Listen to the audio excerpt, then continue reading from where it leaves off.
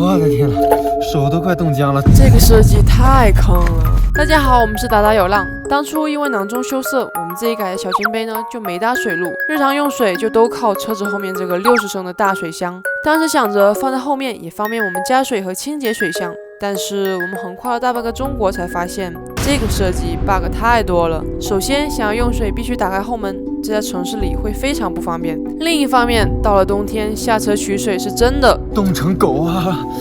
这洗个屁啊！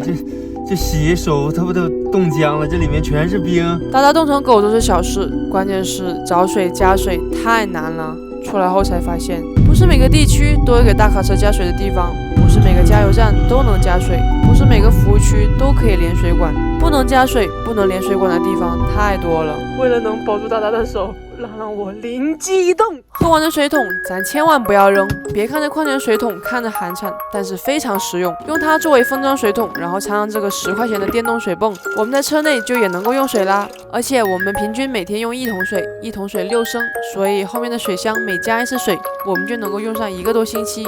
有了这个，不能连水管的地方就也能够加水啦。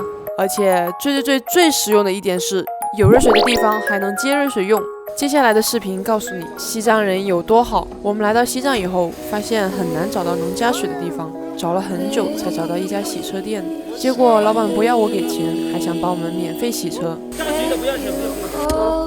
老板，我少了8块钱给你，祝你生意